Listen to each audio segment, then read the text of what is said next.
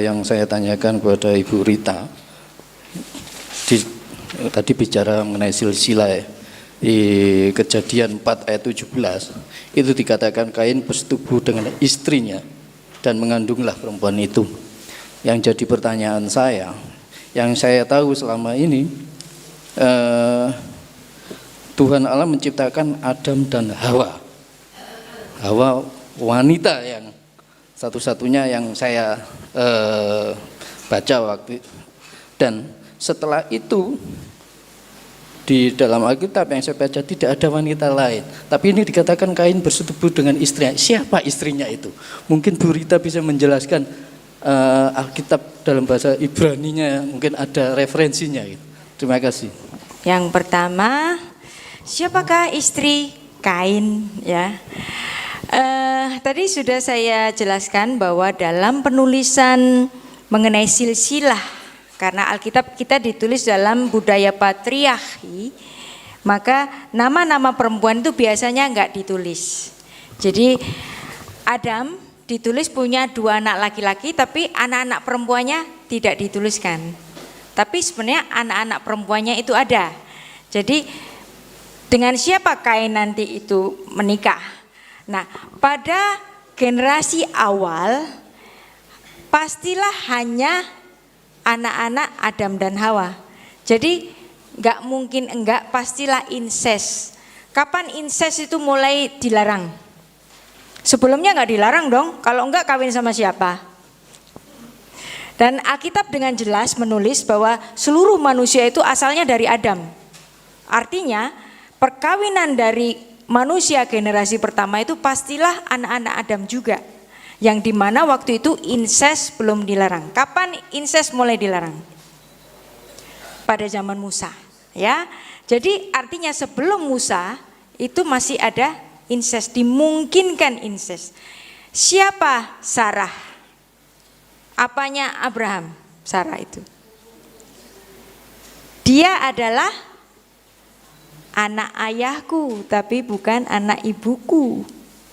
Artinya apa? Saudara, ya. Jadi artinya ada perkawinan yang sedarah zaman itu. Kenapa masih mungkin? Kenapa kemudian dilarang? Ada yang bisa menjawab kira-kira? Karena manusia sedikit, betul ya. Dan juga kita harus ingat, generasi awal itu umurnya panjang-panjang. Nuh berapa umurnya? 900-an, 950. Yang paling lama siapa? Metusalah, ya. Musa berapa? 120 tahun. Jadi artinya sudah semakin menipis umurnya. Yang pertama bisa hampir 1 milenium, kemudian menipis. Artinya apa? Gennya Adam yang bagus itu sedikit demi sedikit menurun. Nah, ketika gennya Adam yang bagus itu sedikit demi sedikit menurun, itu juga ada yang namanya penyakit resesif gen. Maka kemudian ketika ada perkawinan antar kerabat, itu dimungkinkan nanti anaknya bisa cacat, ya. Jadi ini Alkitab ketika melarang, kalau waktu itu zamannya Musa, ojo kawin ambek dulurmu dhewe yo, engko ana sing sombeng gitu. Gak percaya, dilanggar terus. Ya sudah, ditulis saja itu dosa. Kalau waktu itu dibilang ada penyakit resesif gen, susah ya. Waktu itu pemahaman manusia belum sehebat sekarang, ya. Jadi ya dibilang saya janganlah engkau kawin dengan sesama atau dari kerabat yang dekat. Bisa diterima ini, ya. Jadi memang nggak bisa tidak. Generasi pertama pastilah ada incest, perkawinan antar saudara. Ya, nama saya Dani dari GKI Emmaus. Saya cuman mau tanya aja karena cara penafsiran tadi itu cukup menarik. Tapi bagi kita yang nggak terlalu ngerti bahasa Ibrani, nanti bisa kebablasan alegoris gitu ya. Tafsirnya jadi alegoris. Itu bagaimana cara membedakan? Tafsir alegoris, pertanyaan dari Pak Andi, ya. tentang penafsiran alegoris. Ini penafsiran alegoris ini juga bisa kita kategorikan sebagai bagian dari remes kedua, ya, alegoris. Kenapa Allah memberikan satu alegoris kepada Adam? Karena waktu itu pemahaman Adam itu masih dalam budaya apa? Flora fauna. Dia pakai cawat dari kulit binatang, enggak. Karena dosa itu upahnya mati. Maka Tuhan memberikan apa? Satu lambang. Kamu enggak mati, tapi ada darah yang ditumpahkan. Jadi Tuhan memberikan satu apa? Kesempatan bagi Adam itu diampuni dosanya. Dan ini mendapat respon dari Adam dengan memberikan nama kepada istrinya. Dikasih nama istrinya, namanya apa? Hidup, urip. Ya, kalau orang Jawa nama urip itu buat laki-laki. Tapi Adam memberi nama urip kepada istrinya, namanya Hawa, dari kata khai artinya hidup. Baik, bisa diterima Pak Dani. Nama saya Henry Hutahayan, beribadah di GBI House of Grace Royal Plaza, tapi dalam proses pindah ke GKI Diponegoro. Ada dua pertanyaan yang saya ingin ajukan. Yang pertama, kalau lihat dari judulnya, tulisan di sini, eksegesis Peshat.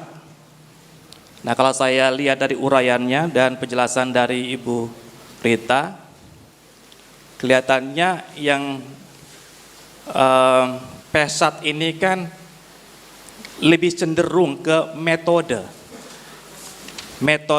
penafsiran atau metode metode lah gitu ya, metode. Ini lazimnya Bu ya, saya bicara tentang kelaziman.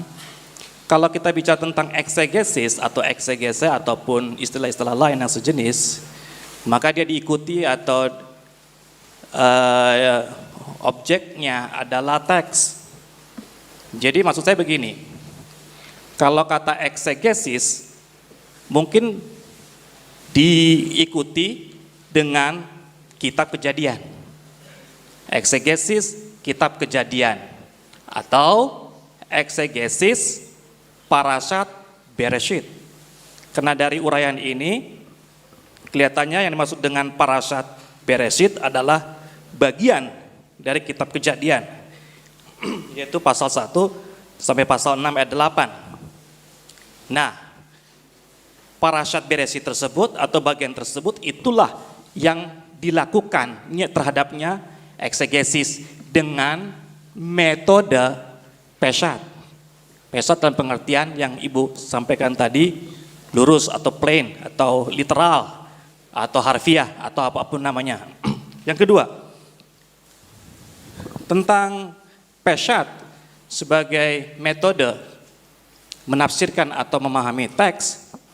Tadi Ibu jelaskan bahwa Peshat pengertiannya adalah plain, harfiah, literal. Terus Ibu sudah jabarkan tadi piramida metode pemahaman teks yang ada 4 tingkat. Yang paling bawah Peshat, yang kedua Remesh, yang ketiga Deras, dan yang keempat paling atas itu Sot. Dalam penjabarannya, saya nggak baca bukunya, tapi dalam penjabarannya kelihatannya metode Peshat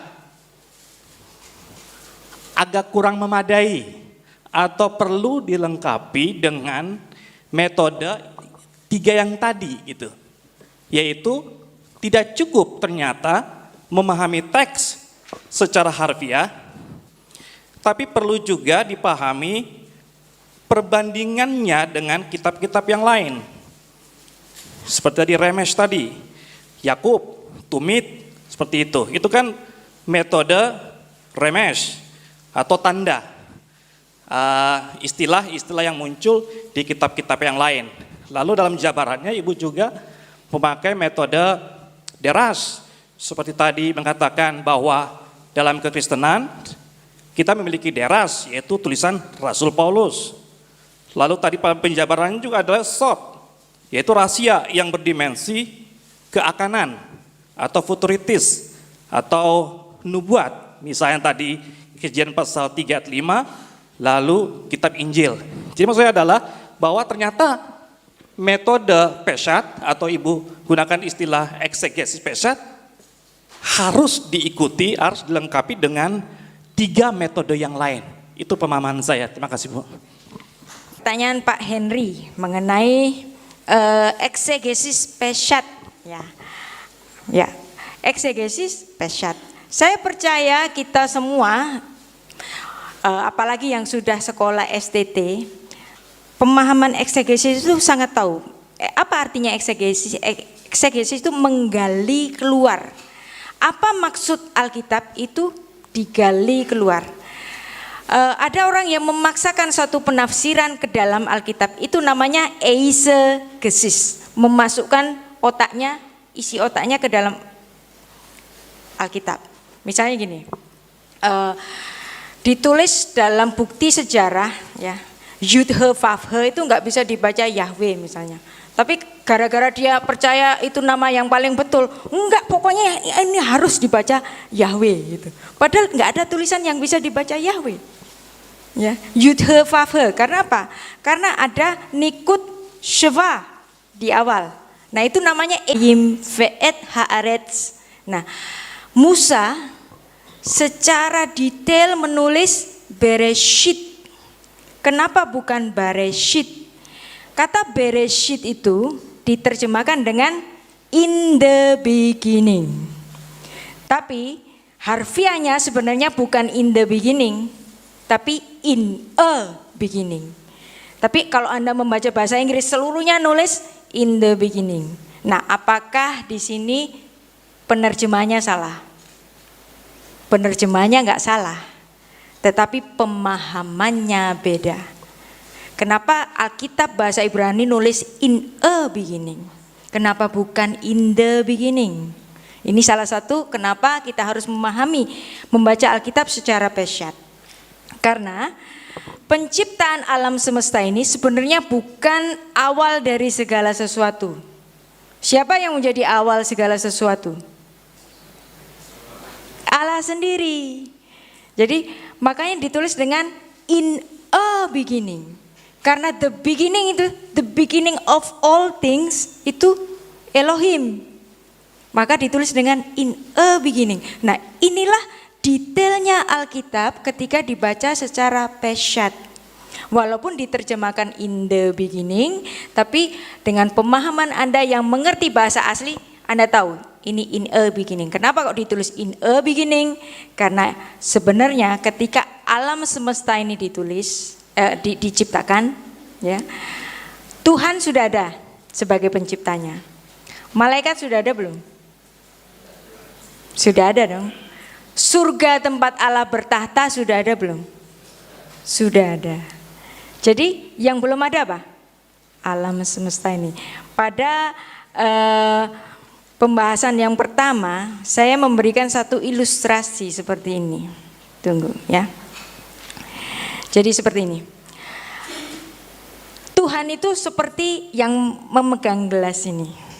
Dimensi Allah itu ada di dimensi kekekalan. Nah, di dimensi kekekalan ini ada malaikat, ada makhluk surgawi, surga sudah ada. Nah, makanya Kejadian 1 ayat 1 ditulis dengan in a beginning. Beginningnya mana? Beginning yang dimensi ini. Langit, alam semesta yang kita bisa lihat dari mata telanjang maupun dengan teropong. Ya, maupun dengan alat. Itu dimensinya di sini. Tapi Allah di luar dimensi ini. Itu salah satu pemahaman peshat yang tidak dapat kita baca dari bahasa Inggris maupun bahasa Indonesia. Makanya penting ditulis, penting untuk membaca Alkitab secara peshat. Anda membaca kalau dari buku saya ini, sebelum saya menjelaskan sesuatu, saya menuliskan penerjemahan. Jadi pasal 1, ayat 1 sampai pasal 6. Itu tulisannya ada penerjemahan LAI yang saya pandang sebagai terjemahan yang terbaik. daripada penerjemahan yang lain-lain itu. Ada terjemahan Alkitab dari yayasan ini dan yayasan itu yang pakai nama YAHWEH. Tapi kalau Anda telusuri satu-satu, itu banyak terjemahan yang kacau justru. Yang dimana mereka itu ngata-ngatain penerjemahan yang diberikan oleh LAI. Saya bisa membuktikan pada pembahasan yang pertama dulu saya sudah buktikan bahwa ada beberapa terjemahan dari yayasan ini dan itu yang justru kurang bagus. Yang bagus justru LAI. Nah, kemudian di sini ada translate interlinear. Itu saya berikan untuk orang-orang yang belum dapat membaca naskah Ibraninya. Saya kasih translate, kemudian interlinearnya. Transliterasi untuk orang yang belum dapat membaca, terus artinya kata per kata. Inilah yang dinamakan membaca ayat secara peshat. Nah, sebenarnya memang di sini buku ini bicara tentang terjemahan peshat, pemahaman secara peshat. Tapi sebenarnya tidak hanya peshat. Tapi saya juga memberikan satu contoh mengenai remes. Anda bisa lihat di halaman pembahasan peshatnya ya.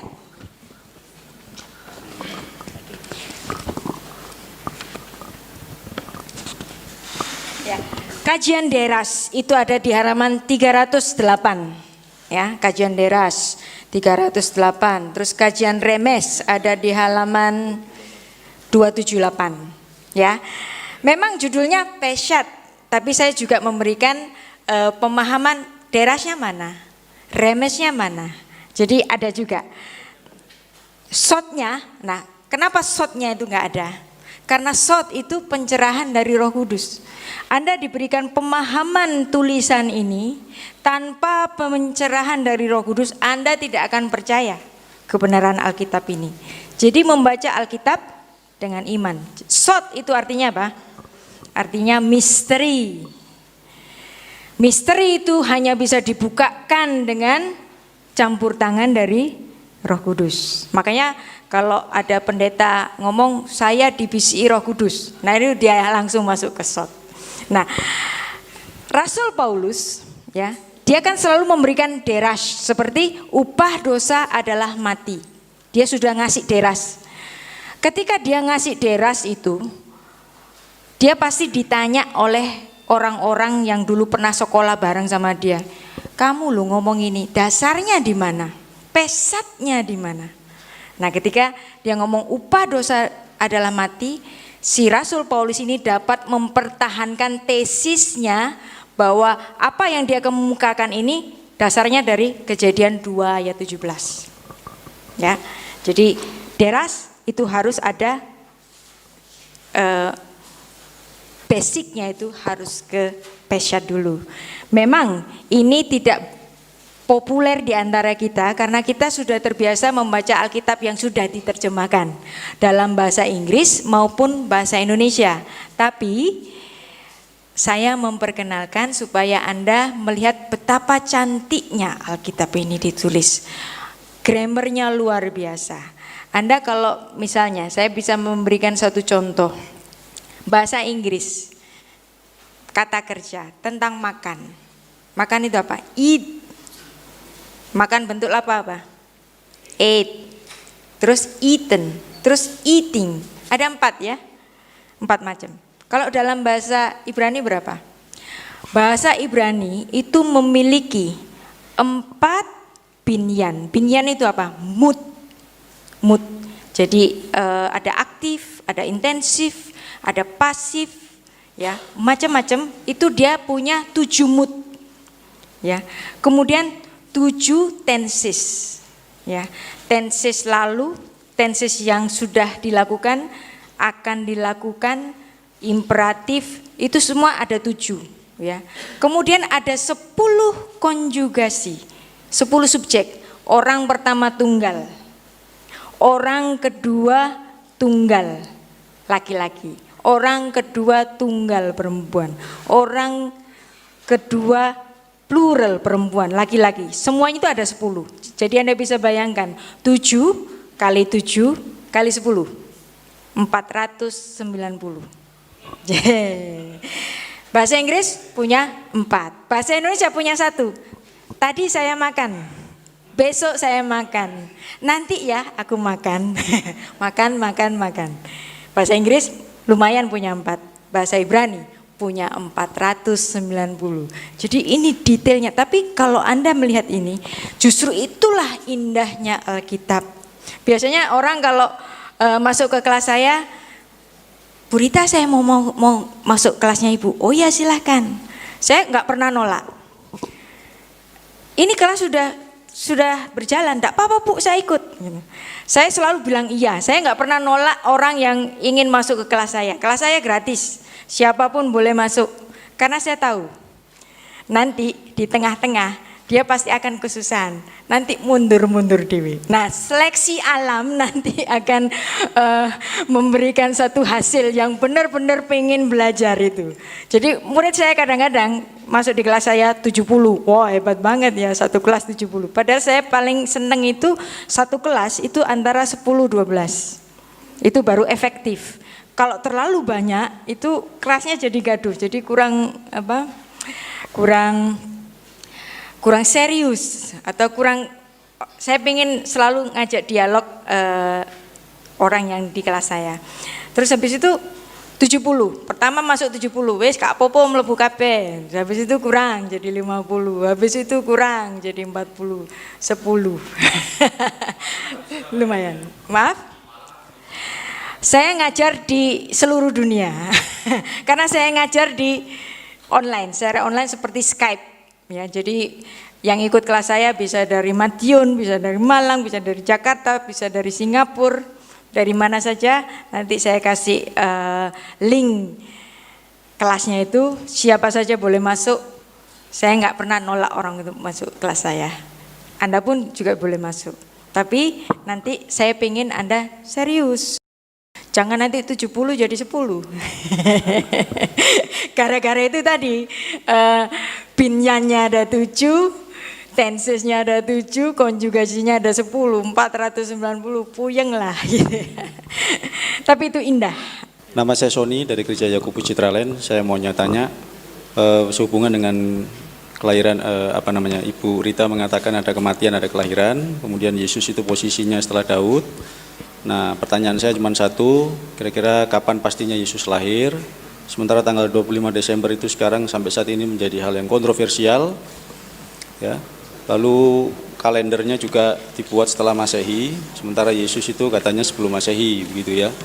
Dan juga 25 Desember itu berhubungan dengan dekretnya Konstantin. Kemudian juga dihubungkan dengan Dewa Matahari. Lalu juga dihubungkan dengan para pemujanya Sol Invictus. Nah, waktu di kelas saya, ketika hendak masuk ke bulan Desember, saya khusus memberikan satu bahasan mengenai Natal dan Hanukkah. Karena kita itu sudah biasa, kalau deket-deket Desember itu dibully. Ojo Natalan, niku Natalan Dewa Matahari. Biasa itu, kita dibully. Dan sebenarnya mereka mengejek-ngejek kita, orang yang Natalan itu seperti orang yang merayakan hari ulang tahun. Nah, ini biasanya saksi Yehova mengatakan ini. Orang Kristen nggak boleh merayakan ulang tahun. Natalan itu kan ulang tahunnya Yesus. Ya. Di Alkitab siapa yang pernah ulang tahun? Coba. Yang pertama siapa? Yang pertama Fir'aun. Fir'aun orang jahat ya. Terus yang kedua siapa? Herodes. Di Alkitab yang ulang tahun itu Fir'aun dan Herodes, orang-orang jahat. Jadi orang Kristen nggak boleh merayakan ulang tahun. Ulang tahunnya Tuhan Yesus pun nggak boleh dirayakan.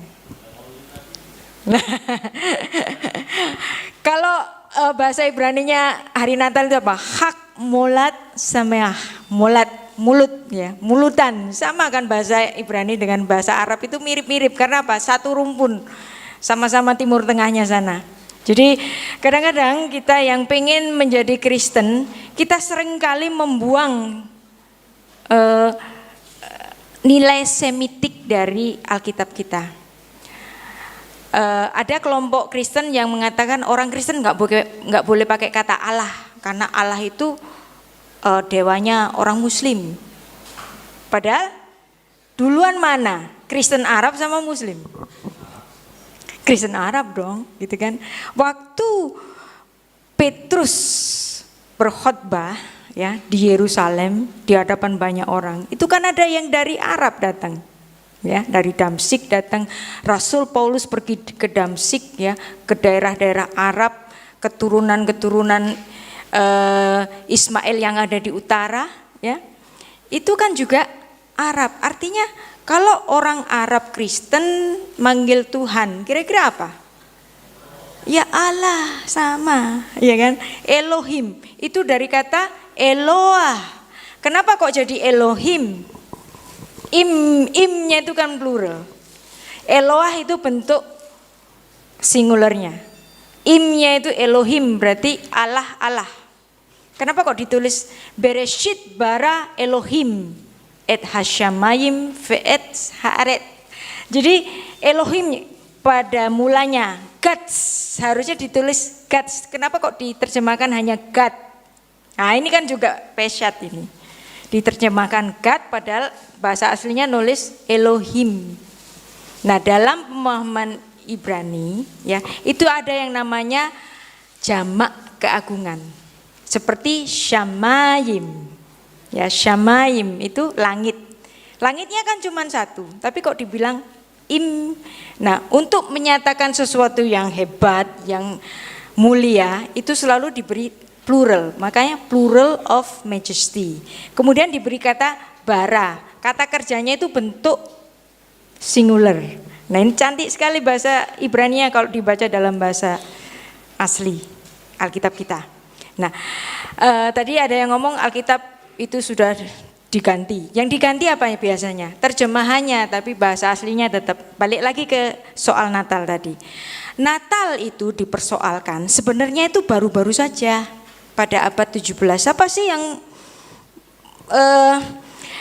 abad 17, abad 19, ini ada yang namanya Ernest Jabolowski, permulaan abad 19, bahwa perayaan Natal itu diambil alih dari perayaan Dewa Matahari. Dia menuduh itu dan kemudian ini disuarakan sampai dengan sekarang. Padahal ya, kalau kita membaca dokumen gereja yang awal itu ada namanya Apostolorum Didaskalias tahun 189 Masehi. Kalau dia abad kedua berarti masih dekat dengan zamannya para rasul. Nah, para bapak gereja awal mula-mula ini itu menghitung kelahiran Yesus Kristus yang ternyata jatuh pada hari yang sama dengan hari raya Hanukkah. Ya, Anda lihat di sini. Ini adalah pohon terang. Kenapa orang Kristen selalu masang pohon terang? Karena ada hubungannya dengan hari raya Hanukkah. Hanukkah adalah hari raya lampu. Ya. Dari zaman dahulu para bapak gereja menghitung kelahiran Yesus Kristus itu pada tanggal 25 Kislev. Kemudian dikonversikan dengan kalender Julian itu sama dengan tanggal 25 Desember. Nah, kemudian berabad-abad sesudahnya menuduh bahwa ini adalah perayaan Dewa Matahari yang dikatakan bahwa itu mulai dari abad keempat Konstantin itu menetapkan 25 Desember sebagai hari kelahiran Yesus. Sebenarnya bukan mulai Konstantin. Sebelumnya sudah ada dokumen gereja yang namanya Apostolorum Didaskalia tahun 189 Masehi. Kemudian ada tulisan dari bapak gereja yang namanya Hippolytus. Ketika dia memberikan komentar pada pemahaman Daniel pasal 4 ayat 3. Dia mengatakan hari lahir Tuhan kita itu tanggal 25 Kislev. Nah, Hippolytus itu lahir tahun 170 Masehi. Jadi awal sekali. Dia sudah mengatakan 25 Kislev. yang kalau dikonversikan dengan tanggalan Romawi itu 25 Desember. Baru kemudian abad 19 ini ada orang bule yang mengatakan bahwa Natal 25 Desember itu kelahirannya Dewa Matahari. Dan susahnya ini pun ditulis dalam Ensiklopedia Britannica yang dia tidak menggali lagi dokumen yang lebih lama, yaitu Apostolorum Didascalia. Jadi ini adalah tuduhan yang diberikan oleh orang-orang yang tidak suka Natal. Ya. Jadi jangan takut dibully. Jadi kalau deket-deket Desember saya itu sudah terbiasa. Iki kok pasti dibully mana ini. Jadi saya mengadakan satu bully tahunan. Setiap mau Desember saya mengadakan satu open class, siapa saja boleh ikut masuk untuk belajar tentang sebenarnya apa yang kita rayakan sekarang ini adalah suatu perayaan yang ada bukti sejarahnya. Jadi iman kita itu bukan bukti secara teologis, tapi juga bukti secara historis. Historisnya mana sih? Gitu. Nah, tadi juga ada yang ngomong kalau seandainya teman Muslim itu mengatakan bahwa Alkitab kita sudah diubah, gitu. Buktinya ada terjemahan lama, ada terjemahan baru, gitu. Terjemahan baru, ada terjemahan revisi, ya. Terjemahan macam-macam. Artinya itu kan Alkitabnya diganti-ganti. Yang diganti itu apa sih? Terjemahannya. Tapi bahasa aslinya tetap ada. Anda mau cari bahasa aslinya? Yuk kita jalan-jalan, ya. Ada yang pernah ke Israel? Kalau Anda pergi ke Israel, jangan tur. Anda mesti masuk ke satu museum yang namanya Museum Israel. Anda masuk di situ, Anda melihat naskah Masorah yang disimpan di situ. Apa yang kita baca di sini sekarang itu isinya sama. Makanya saya mengajak Anda untuk membaca Alkitab secara pesyat. Karena apa yang dipegang oleh orang Yahudi itu sama dengan yang dipegang oleh kita. Kalau ada terjemahan revisi, yang direvisi hanya terjemahannya. Jadi jangan takut untuk mengatakan Alkitab kita tetap sama. Dulu, sekarang, dan selamanya. Ya, ada satu lagi, ada satu kasus, ya. Ada satu kasus yang mengatakan Alkitab bahasa asli pun itu sudah diubah. Tapi Anda lihat pada tahun 1947 ketika orang sudah meragukan Alkitab bahasa asli, ditemukanlah satu penemuan terbesar dan fenomenal sekali. Yaitu temuan apa? Dead Sea Scroll. Ya. Apa yang ditulis dalam Dead Sea Scroll itu 100% sama dengan yang dipegang oleh orang Yahudi, terutama kitab Yesaya itu penuh dari pasal yang awal sampai yang akhir itu penuh, isinya sama, tetap seperti sekarang. Ketika manusia mulai meragukan keaslian Alkitab, Tuhan memberikan jalan dengan apa?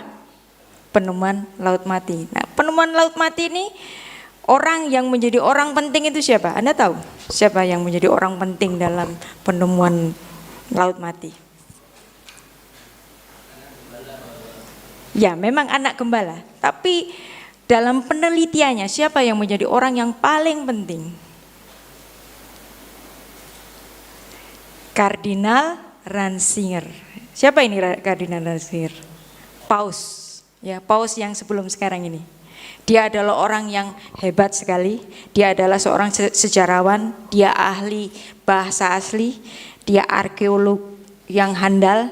Dia juga orang yang begitu ortodok. Ya. Dia menjadi orang utama dalam pengumpulan naskah-naskah Laut Mati.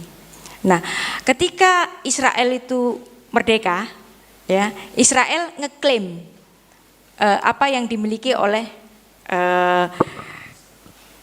naskah Laut Mati yang dimiliki oleh gereja Roma, ya. itu kan dariku, itu kan di tempatku. Nah kemudian si Kardinal Ratzinger ini mempertahankan ini adalah penemuan ketika Israel belum merdeka. Jadi kamu nggak bisa ngeklaim ini punyamu, gitu kan?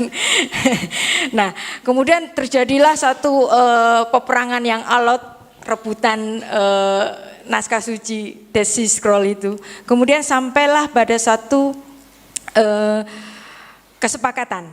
Jadi Kardinal Ratzinger bilang, oke, kalau gitu kamu kan punya sebagian, aku punya sebagian. Gimana kalau yang kamu punyai ya kamu bawa, yang aku punyai tetap aku bawa. Tapi kamu boleh membaca punyaku, aku juga harus boleh membaca punyamu. Nah ini kan penemuan ini kan terbagi dua. Yang satu dikuasai oleh negara Israel, yang satu dikuasai oleh Katolik Roma. Nah dari deal ini Kardinal Ratzinger menjadi orang yang utama dalam penelitiannya. Nah waktu itu Kardinal Ratzinger itu juga dibully sama orang arkeolog seluruh dunia. Kenapa itu penemuan Dead Sea Scroll ini kok disimpan? Kenapa tidak dirilis? Kenapa waktu itu tidak langsung dirilis? Karena dia masih dalam penelitian. Dia harus membaca dulu apa yang ditemukan. Dia harus tahu isinya apa saja. Nah sekarang ketika semua sudah diteliti dengan baik, Anda bisa membacanya secara online. Yang kemarin membuli dia gak sabaran. Karena dia orang yang betul-betul mengerti tentang naskah-naskah kuno. Dan orang ini adalah orang yang sangat luar biasa sekali. Ketika dia dipilih menjadi paus, itu dia memberikan satu dekrit. Dekrit yang pertama itu apa? Dekrit Yesus Kristus adalah Tuhan. Dia memberikan dekrit ketika orang sudah mulai mempertanyakan Yesus itu Tuhan apa enggak sih. Jadi dia memberikan penulisan ini adalah sikap dari Gereja Katolik Roma seperti ini. Nah karena dia adalah orang yang sangat ortodok, itu dia nggak bisa jadi nggak bisa jadi paus sebenarnya. Karena kalau paus itu hubungannya dengan banyak orang, sedangkan dia yang orang yang sangat ortodok, seorang ilmuwan yang tanpa kompromi. Kalau jadi paus itu harus dengan kompromi orang banyak. Kadang-kadang dia ketemu mafia.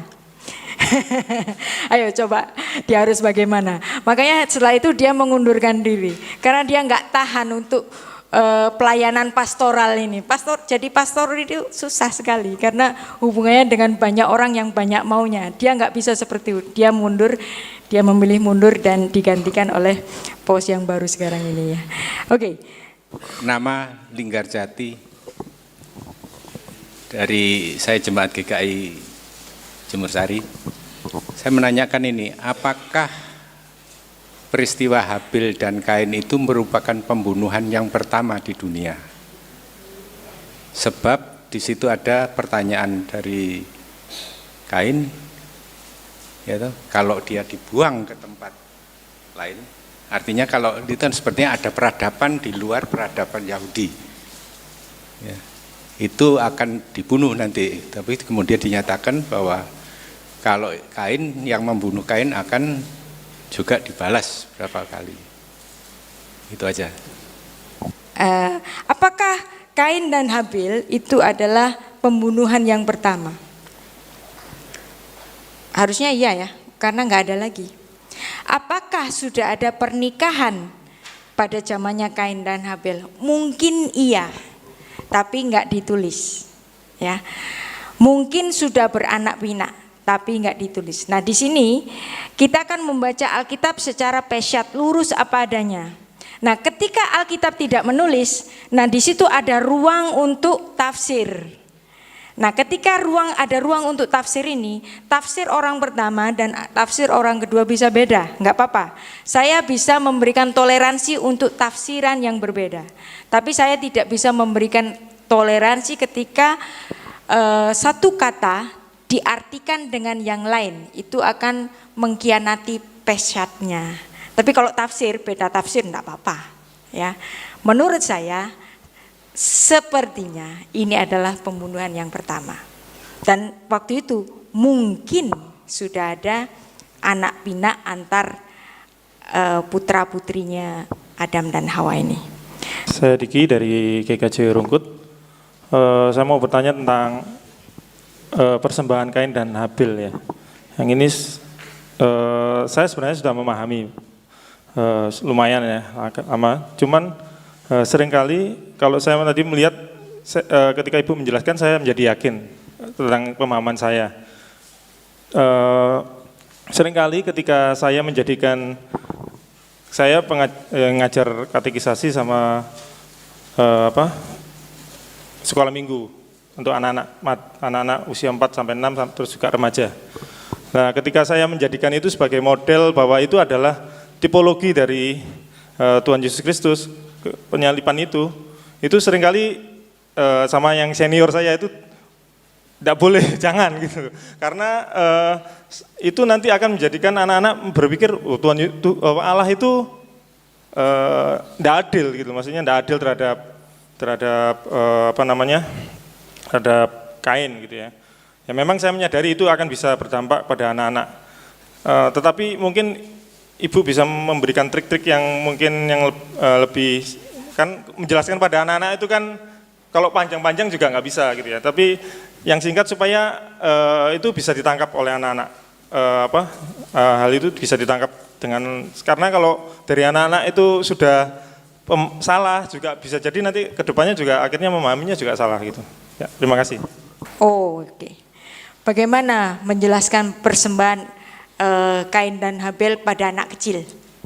Ya seperti tadi saya bilang ada dua macam penafsiran. Ya, penafsiran pesyat, yang satu enggak pesyat. Kalau penafsiran pesyat, kenapa Tuhan itu lebih menerima persembahan dari Habel? Karena persembahan Habel ini itu memberikan satu gaung yang sama seperti yang ditunjukkan Allah ketika dia membunuh binatang yang diambil kulitnya untuk menutupi aibnya Adam. Jadi ini adalah remes. Persembahan remes yang mengandung darah dari Habel itulah yang diterima sebagai apa? Sebagai gaungnya pengampunan dosa. Ya. Sedangkan yang punyanya Kain, kenapa enggak diterima? Karena tidak menggaungkan pengampunan dosa, remesnya tadi itu. Tapi ada penafsiran yang kedua, ya. Bahwa Habel dituliskan memberikan satu persembahan yang bagus, yang lemaknya banyak dan sulung. Sedangkan Kain hanya dituliskan memberikan persembahan dari hasil bumi biasa tanpa ada embel-embel yang bagus, yang manis ya. Sehingga ini bisa memberikan satu penafsiran yang lain. Nah, untuk anak-anak SD kita boleh memberikan penafsiran yang lain ini. Tapi kemudian kita memberikan pemahaman sedikit demi sedikit bahwa kenapa yang diterima ini dari Habel, karena itu mengandung darah yang waktu itu menggaungkan hukum yang sudah ditetapkan Allah, pada saat kamu memakannya pastilah engkau mati, upah dosa adalah mati. Ada kematian substitusi untuk mengampuni dosa. Nah, enggak apa-apa. Karena ini yang pertama, jadi Anda enggak usah terlalu detail mengatakan kepada anak-anak yang masih sekolah minggu. Dia tidak harus mengerti sekarang. Tapi ketika dia sudah beranjak berumur antara 13, 15, nah itu sudah mulai mengerti. Anda sudah bisa mengajarkan secara pesyatnya. Bisa diterima? Ya, saya Hans dari Gereja Walak Keselamatan. Sebenarnya pertanyaan pertama saya ini masih ada hubungan tadi dengan pertanyaan sebelumnya dengan Bapak tadi, karena dalam Kejadian 4 itu dikatakan bahwa Kain akan dibunuh oleh orang-orang lain ya. Setelah pasal itu Kain menikah dengan perempuan, berarti sebelumnya itu sudah ada pernikahan sebelumnya, sedangkan kita ikuti tadi sila-sila tadi itu baru Kain ya. Lalu yang kedua, Israel modern. Ibu kebetulan mengambil kuliahnya di sana dengan Israel modern saat ini. Apakah masih terjadi tentang tadi persembahan itu, darah-darah tadi itu? Menurut apa yang Ibu saksikan di sana, apakah itu masih terjadi terus? Sedangkan kita tahu bersama daerah itu sangat terbatas sudah untuk ternak-ternak ya, karena sudah dikelilingi oleh bangsa lain. Yang berikutnya, ketika ada pertanyaan dari saudara-saudara kita di sebelah, kebetulan Ibu paham tentang bahasa Ibrani ini, tak kalah ketika mereka bertanya kepada kita, Alkitab itu sudah dirubah, tunjukkan teks aslinya. Nah, kebetulan perjanjian lama kita dengan yang dimiliki oleh Yahudi ada sama. Kira-kira kalau misalnya ada alamatnya di mana, bisa kita arahkan orang ke sana, pergi cek langsung seperti itu. Iya, makasih Bu. Iya. Keturunan perempuan ya yang disebut Hu di situ itu memang merujuk kepada Yesus ya. Tapi di sini kan ada akef tumitnya, engkau akan menerima tumitnya. Tumitnya di sini ini dipakai sebagai apa? Satu nubuat yang masih remes. Karena kalau misalnya Tuhan menuliskan nanti ada di generasi kemudian itu ada orang namanya Yakub, dia nanti akan aku pilih untuk melahirkan garis mesianiknya seperti ini. Bingunglah si Adam ya. Maka Alkitab hanya memberikan satu tanda. Nah, ini adalah yang dinamakan intertextuality study. Seperti juga kata shalom. Kata shalom itu juga ada intertextuality study-nya. Ya, dari pembacaan Alkitab secara peshat. Ya, di kitab Kejadian dituliskan bahwa Yesus adalah Shar Shalom. Ya. Kalau dia disebut sebagai Raja Damai, Prince of Peace, Shalom, Raja Shalom. Kenapa kok dia disebutkan sebagai Raja Shalom? Apa hubungannya dengan masa depan? Apakah nabi-nabi sebelumnya enggak bicara tentang Shalom? Apakah Musa tidak mengajarkan tentang kedamaian? Dia pasti mengajar. Daud juga mengajarkan tentang kedamaian. Tapi kenapa khusus ini disebut Raja Damai? Apakah Yesus mengajarkan kedamaian? Yes, dia mengajarkan kedamaian sama seperti nabi-nabi lainnya. Tapi apa khususnya Yesus disebut sebagai Raja Damai? Karena dialah oknum yang mendamaikan dosa itu dengan darah yang dibayarnya. Nah, shalom, kata shalom itu adalah artinya itu sangat luas sekali dalam bahasa Ibrani. Kata shalom itu bisa dalam artian membayar. Misalnya kalau saya ke satu toko buku, itu saya membayar. Aku sudah membayar buku itu. Saya ngomong dalam bahasa Ibrani, shilamti al-hashefer. Aku sudah bershalom dengan buku itu. Aku sudah berdamai dengan buku itu. Berdamai dengan apa? Dengan membayar. Buku itu saya bawa, penjualnya enggak marah. Karena saya sudah berdamai, saya sudah bayar. Seandainya bukunya saya ambil tanpa mengadakan perdamaian, tanpa mengadakan pembayaran, saya bisa diubur-ubur sama penjualnya, bukan? Ya. Jadi kata shalom itu bisa dalam artian membayar. Nah, Anda kalau membaca banyak dalam tafsiran, tetelestai. Apa artinya tetelestai? Sudah selesai. Bahasa Ibraninya apa? Nishlam. Nishlam itu adalah bentuk pasif dari kata shalom. Bentuk pasifnya shalom itu nishlam. Itu sudah dibayar. Itu sudah diperdamaikan. Dibayar dengan apa? Dengan darahku.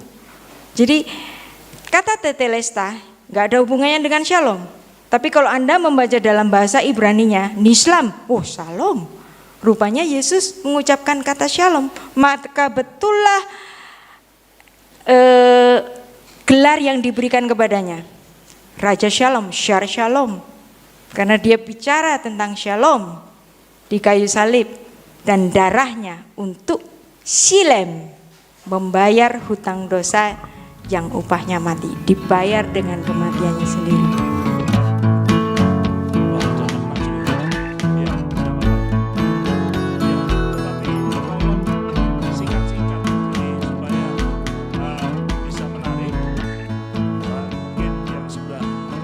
Sisi kiri saya dulu.